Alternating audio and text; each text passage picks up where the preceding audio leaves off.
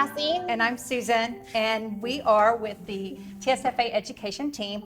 And today we're going to be working on a spiral hand-tied bouquet.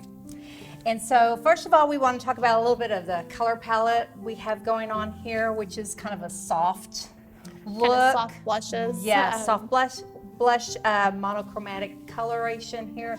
Very popular in the wedding work right now going on, and then also with prom and homecoming as well. But we're gonna kind of go with not just a hand-tied bouquet, but we're gonna make a spiral bouquet. The great thing about a spiral bouquet is it'll actually be able to, or it should be able to stand up on its own once you've completed it. We've got some samples over here. You can see where they're standing. You can also kind of tell from these, the spiral in it, when you turn it, the stems are all going the same direction. Something really important that you want to keep in mind is making sure that they go the same way. This one's just kind of a simple with the Mondial roses and baby's breath. It's a great option, like she said, for prom. I mean, a lot of people want to do these instead of wrist corsages now. Also be good, like a good bridesmaid's bouquet, just something simple. You could also even use it for homecoming, add some streamers to this, yes, and that way you don't absolutely have to worry about it pulling your shirt down. Right. So. And on this bouquet is a little bit smaller, and it has a little bit more texture with the Eurangium, and we have some other colors like blues, or really play off of the pink palettes as well. So this is a really good option if you want to pull in another color. So if we want to go ahead and get started, we're going to talk about the items we're going to be using in this bouquet right here. So you're going to need 9 roses, and we chose the pink Mondial, so any color of your choice, but we'll tell you a little bit of what we're going to be using. And then we have 5 of the pink antique roses. Carnations. Whoops. Let's do that over. Let's do that over. Yeah, thank you. Let me get that all the way. Okay. So let's go over the items that we chose to use for our hand-tied bouquet. We have 9 pink Mondial roses. We have 5 pink antique carnations. We have 3 blush colored Alstroemeria lilies. And we are using 5 stems of the ivory spray roses. And then for fillers, we also have the baby's breath. We have some of the Parfovia eucalyptus. We have some seeded eucalyptus that we've actually spray painted with the rose gold just to kind of tie in an additional color. And then we also have some of the silver dollar eucalyptus. So one of the first things you want to do to get started is clean all of the roses, greenery, by stripping any of the foliage, any thorns that may be on your stems. Go ahead and clean them off. You don't want to have a bouquet started in your hand and then have to go back and clean more roses. So even if you have a couple of extra cleaned off is good, just in case you have some breakage along the way. And then also guard petals. Some of these are really beautifully colored with the light green, but a lot of customers don't care for those. So we go ahead and take these off. A lot of times they're damaged during shipping anyway, but for a bouquet, we want to have just beautiful, gorgeous roses. Same with carnations. We want to clean any kind of foliage that you may have that might be in the way. And then also on our Alstroemeria, we've cleaned this one foliage all the way off the stem, and then up around here, around the, I guess, floral breaks where the flowers come up, but we want to clean those off as well. One important thing you want to remember is make sure that you go ahead and clean these before you begin, and especially on like your greenery, because once you get started, you really can't lay your hand-tied and your spirals down because it's going to fall apart. Exactly. I've also learned that it's easier, instead of trying to keep it all in the buckets, to go ahead and lay it out, because you are going to give it a fresh cut once you're finished making it, and so that way everything gets a fresh drink. And it just takes a little bit more time to start with, but once you get going, it makes it so much easier to be able to complete your design. And if you're doing this for a wedding and you have 4 bridesmaids, you want to go ahead and line up 4 vases. And then you're going to separate. You're going to have your 9 roses in one vase, your 5 carnations, your 3 Ostromeria, and then your spray roses and your greenery. Divide it all out because you don't want to come to the very last bouquet and realize, oops, I'm out of roses. And so then you need to go and take something from another bouquet you've already created. So you want to go ahead and divide all your flowers out because you may have go in and find how one spray rose has 1 or 2 blossoms on it and there's other ones fuller.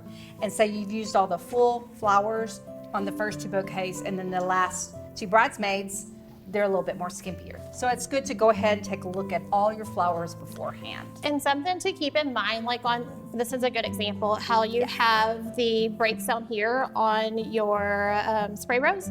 You're probably gonna end up cutting this off, and odds are if you are doing a wedding, you're gonna need a boutonniere that matches. So you can cut this piece off, be able to use this one in your boutonniere, and then you have these that can go in your bouquet. Exactly. All right. You ready And then another, yeah. So Cassie's gonna go ahead and start creating the spiral bouquet. And as she's working through this, we'll discuss a few other things to go along. So this is kind of our monochromatic look. We've got the blush and the ivories, and we're kind of playing off of a very popular trend that's right now. So everything she's putting in here, she's starting at one binding point in her hands. And another thing we forgot to mention is you're going to need about 1.5 yards of ribbon. This is just a satin ribbon. And then you're also going to need to finish to tie it off either anchor tape or bind it tape. So those are 2 items we'll talk about in a little while as well. So in this bouquet that she's working on, she's just spiraling the stems, meaning they're all going in one direction. When she's laying her flowers against one another, all the stems are lining up in the same direction. So you're not crisscrossing stems like this, like you might in another bouquet. Every stem is being laid across the other. So everything's going in the same direction at her binding point. And this one's gonna be a little bit wispy. I'm gonna keep your greens a little bit longer so that way you can see them and they flow with the arrangement. Yes. And then as she's making this bouquet, foliage is real popular right now to mix in with your flowers. So instead of, say like about 7, 8, even 10 years ago, it was popular just to have all flowers, all blossoms. It's the more, The greenery, I and guess the more eucalyptus wasn't. having more greens mixed in.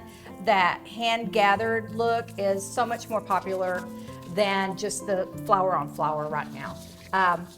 And then another thing that we've done is kind of color enhanced. So when you're talking to a client, instead of saying, I'm gonna spray paint some greenery and put in your bouquet, we're gonna color enhance it. That just sounds so much nicer than taking a can of spray paint. So what we've used, these 2 cans right here. So on this, let me give it a piece of yours, that's the rose gold right here. So this seeded eucalyptus has been sprayed with the rose gold right here. And it's not completely covered, which is really nice because the eucalyptus has a silvery gray color. But it's really pretty. It has like a little pearly look to it. And rose gold is really popular right now in wedding and prom work. So we really like this product. And then in this bouquet right here that we've already completed, this one's called Champagne. And that's really pretty. If you have, most brides or weddings have an accent color, either it might be rose gold, it might be champagne, it may be gold or silver or even copper. And these products by Design Master are really good. They're for the floral industry and they work wonderfully on foliage. You can even color enhance some of your flowers as well. So we like that a lot. Ooh, it's coming together great. So right here at this binding point where Cassie's holding it, you want to see that, like, she can open her hands freely and move around. She's not clenching it. And I know that's really hard when you begin to make a bouquet in your hand. You clench up, you get stressed, you want to relax your shoulders, and If she needed to, she could switch from hand to hand. I'm not gonna make you do that on camera. I'd probably drop it. But it's just kind of feels natural. If you get to a point like, And you can kind of see why we say to trim your product first, because we didn't do all of that, and you can see me struggling. yeah. So as you can see, it's starting to take on the really nice rounded form, but she has all this foliage mixed in to give it a little bit of bounce during the wetting. That's always really pretty. It's not real stiff. It has that natural flow. It's kind of has that romantic look with those petals of the Mondale rose and that antique pink carnation. And we just really love, there's a lot of different carnations out there that aren't your standard reds and whites and just regular pink shades. You also have these antique shades as well. Carnations have gotten such a bad rep as just a funeral flower, but whenever you get these antique ones in, I've had customers that didn't even know it was a carnation just because it's not, you know, what their grandma considered as a carnation. And one thing on prepping we forgot to talk about was on your carnations. You want to brush them open. A lot of times they look a little sleepy or a little tight. So we want to open the carnations to have the fullness. So that is going to be a lot prettier in your bouquet than a really tight carnation. And it's just good. Always hold it up here at the calyx and then just brush it a little bit to open it up. Now, if your carnations have set out a few days, then it really works, or at least one day, and they've warmed up in the room, it works really good. So when they come out of the cooler, they're really cold and a little bit rigid. So when you let them sit out and warm at room temperature, they're softer, a little more pliable, and you can open them a little bit more. One thing to keep in mind while you are making it, and you can see where I've kind of forgot to do this, I've got baby's breath right here, not here, but I don't have any over here. You want to make sure that it's balanced still, and you want to have your elements on all parts of it. So I'm just going to take and kind of work this into it, but I'm still going to keep that spiral going. And this has the leader on it, so I'm going to kind of pull that leader down and then maybe add in, I don't want the carnations next, so we'll put that one right there. So when you are going to talk to a bride, that's when everything kind of comes to life, because when you're just talking over the phone or just face to face, you don't really know until you see the pictures and the colors, and then you know exactly what that bride is wanting. Now, their budget can't always afford the pictures that they've shown you, but that's whenever you can work in, you know, like you can substitute certain flowers for things that are more expensive. And something to keep in mind on that is sometimes whenever they are showing you their inspiration boards, some of those flowers on there and those arrangements, they've actually been photoshopped and filtered out. So the colors aren't the real flowers of what you're able to get in. And that's whenever the color enhancing comes in, or it's also good to let them know that that's not the true color of that flower. And so you might either have to make substitutions or let them know that that's not going to be the actual color of it. Right. And then a lot of the flowers are also seasonal, or they are in a certain geographical area that is not where we're at. So sometimes they'll use like wildflowers that are in Maine, and we're not able to get those down here in Texas. So that's always a good thing to know, that we always have substitutes from the wholesaler. And one thing to keep in mind is definitely double check with your wholesaler if you're not sure if something's going to be available, because they can let you know. And I always let my brides know if I'm not sure if I can get something in, I'll double check with the wholesale and then I'll let you know. Absolutely. Because you don't want to promise something that you can't deliver. Yes. And do you want to use the Either one. Okay. Okay, so I've got my spiral, I've got my bouquet finished. I'm gonna be honest, it's kind of heavy, but it'd be a great bride's bouquet. It's beautiful. And so something I like to use is the Oasis Bind It tape. It's a stretchy tape. Your scissors are gonna cut it better. Okay, so it comes on this clear plastic. The Bind It tape is available in clear or this green. And what you do is you pull it off this plastic, you wrap it around. You're gonna grab your stems, wrap it around, and pull it tight. And as you can see, it stretches. And that way you can wrap it down around and bind it in several different places.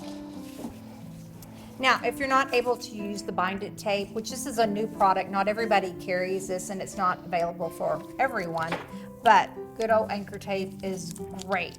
A lot of florists also will use a zip tie. I don't like those because you have that notch at the very end that can stick out from the ribbon. So anchor tape is the best option, I think. After she finishes with cutting the stems, Let's see how I we're did and gonna if it's gonna stand up. let's clean this all off. One way I always test myself on how good my spiral is if it will stand up. Whenever I took classes and learned how to make it, they told me that's the true test of a real spiral bouquet is if it will stand up on its own. So. Voila. Okay, and so now we're gonna add some ribbon. You want me to do that? Yeah, go for it. So Susan's gonna show you what's called a no-show slip knot. And the great thing about this is if you don't have to have corsage pins or anything to hold it in place. Okay. It's going to basically attach itself to the bouquet. If I can hold on to this. It's jumping around on me. Okay, so we're gonna make a loop down here at the bottom. We have, this is about 1.5 yards, maybe a little bit more of ribbon. You may not need this much, but it's better to have a little bit. You could do it with the ribbon still attached to the roll, but sometimes it's hard to work with. And this is a double-faced satin ribbon. So we have a slip. And the great thing about this double-faced satin ribbon is it makes it really easy whenever you get ready to slip it through. Right. And then what I'm gonna do is, since we are going to wrap this now, it doesn't have to stand on its own, I'm gonna ask Cassie just to put another binding point down here just to squeeze these stems. I'm going to show really you all tight. a little trick too that Susan didn't know about earlier. So with the anchor tape, you can actually, so if you don't have the bind-it tape, what you would want to do is wrap it around. So you'll wrap it around a couple of times up top. I'm just going to tear some off. Yeah. So you'll take it and you'll wrap it so that way you can secure it. But then what you can do is you can flip it over and keep wrapping, and then your ribbon will attach to the tape. And that just kind of helps give an additional spot to hold it. Okay. Do you want me to go lower or second? I think just one little piece right down here. I'm actually going to flip it because with the slip knot, you don't need that. Right. Tear right there maybe, and then just do a little bend at the bottom.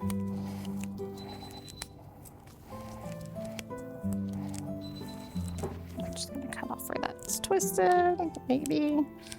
All right. There we go. Okay. So we have about maybe like 12 inches of a tail right here. And we're gonna make a little loop that's gonna come down here. So I'm laying this ribbon right across. And then my long end, I'm going to start wrapping. This is double-faced satin, so of course you don't have to have the right side or the wrong side. Both are the right side.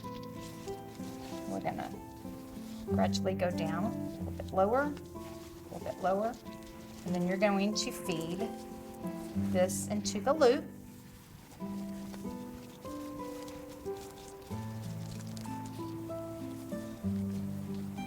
Go around this way. This is a great trick once you learn it because, like I said, you don't have to have the corsage pins and it just kind of anchors itself. Then you pull this tab and then it will slide down here. And if this tab's a little bit long, let's trim that a little bit. I'm going to give it a little trim. And you can pull this down over it, and then you can also trim it up top to where it's a smooth flush. Or are you gonna, do you want to loop it like that one? Or you can also kind of create some loops up top and accent your design. Right, so you can cut this off flush, or you can do a loop of ribbon and just secure it with a little pin.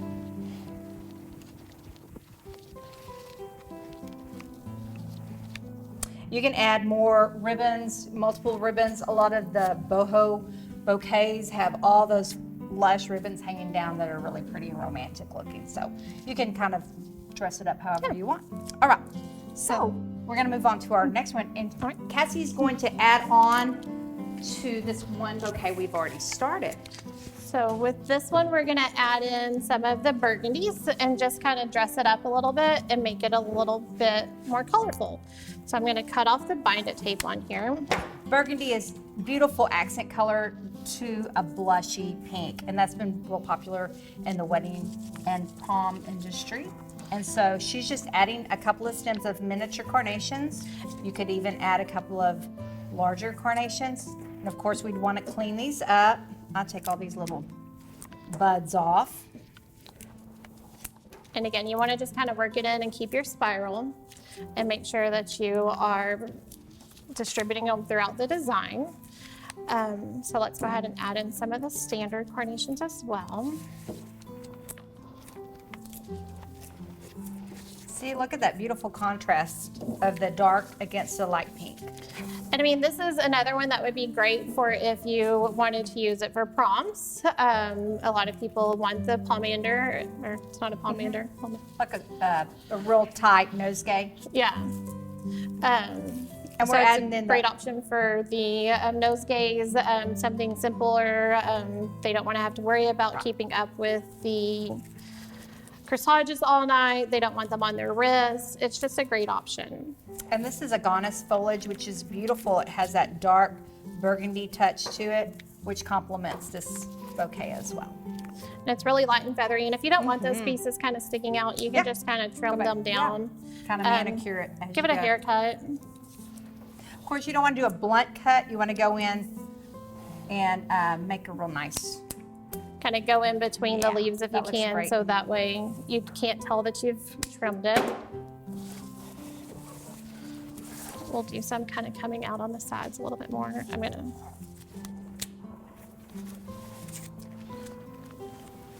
And I mean, that's the great thing on these is you don't have to have your stems super long because you want to be able to carry it with your hand, and those stems are just added weight.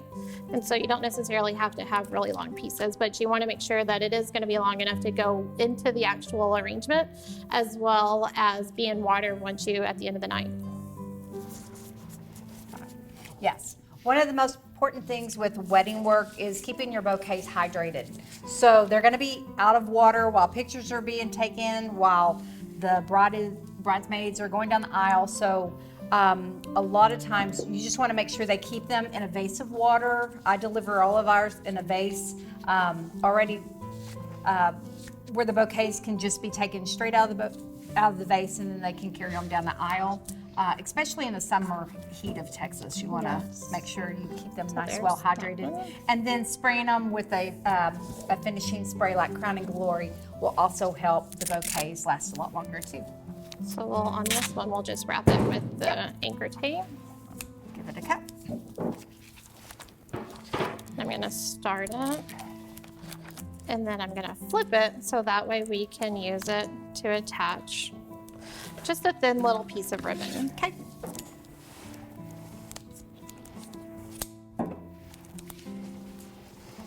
So on this one, you can either do it to where it's just like a tight collar.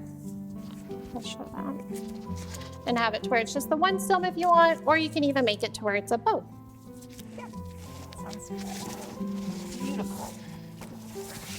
I'm going to actually go ahead and trim my stems before I finish that.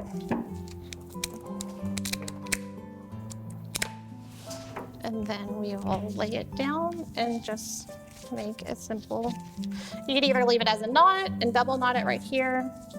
And I'm not going to pull it super tight and leave your streamers coming down, which is pretty popular. Yes. Or you can go ahead and just make your bow, and that's popular as well.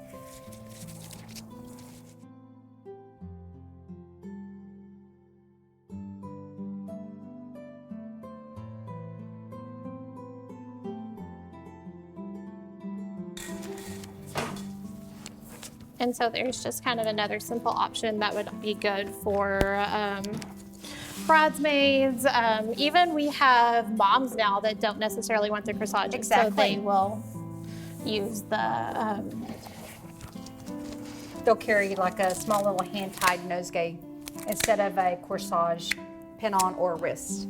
And with it just simply gathered around, it'll still stand.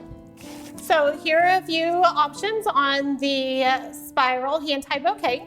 We hope you've learned some different things today and we'll be able to apply it.